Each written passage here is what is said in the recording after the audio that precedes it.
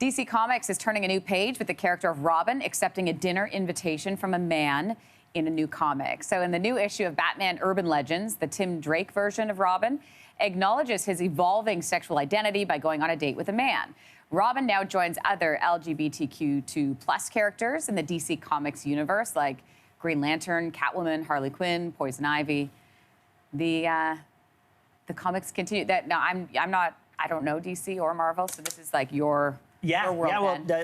Tim Drake has always been an important character for me because the first comic I ever bought was A Death in the Family when Jason Todd's Robin was killed by the Joker, and then this young boy named Tim Drake sort of figured out who Batman was based on the fact that he was depressed and he had lost somebody. And anyway, so he then essentially rose to the challenge of being the new Robin. So I grew up with this Robin. And, okay. I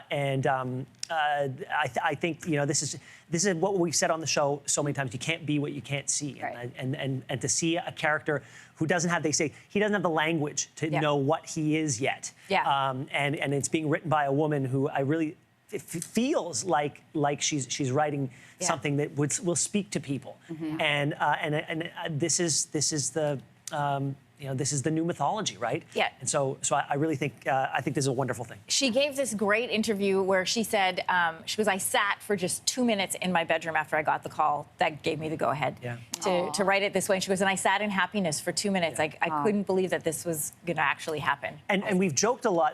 There have been many jokes over the years of, you know, the relationship between Batman and Robin. It's been alluded to, well, I mean, listen, he was his ward. He was a child. It'd be a little. It would be.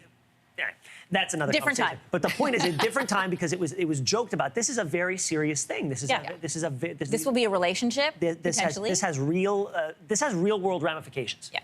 And I love that you know, we can have this conversation here, and you realize that comic books can be important. Listen, the way that you are, and absolutely, the way you're describing it right now, I didn't realize they were so deep, and that's because I haven't been into them. But maybe there's room for me to grow there. Yeah, you're not going to read a comic. Probably. Well, if my kids are into them, right? Time will tell. And like not even Archie comics, Lindsey? Archie's here. Archie comics is the only one. Reggie's here. Veronica too. Betty's here. Hey, Jughead, where are you? What is happening? I do not know that song. Happening. I don't know that was the Archie's theme. That was the Archie song. But my comics don't sing to me. I know. I was going to say, where did that come from? What? Is that a show? Here, and he does it on his guitar. Who does? And Betty's on her tambourine. I'm going to ask you guys about this later. I still have my Archie comic here. collection, which I just sort of handed over to my daughter. I was obsessed with Archie comics. Me too. I could look at a first page and tell you the whole story. That was the only one I read. My sister designed a bathing suit that got featured in a double digest. What? Yep. Oh my gosh. Okay, this is my just kid goals. I know. like we're just this is like too much for this last half hour. Yeah, we were really impressed by her.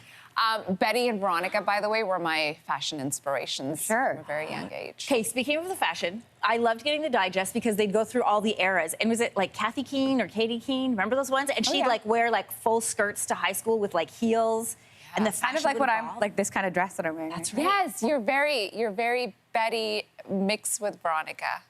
Yes. Yeah. She's Veronica. Veronica. Hey, thanks for watching. If you liked this, be sure to subscribe here, or you can check out more Your Morning videos right here.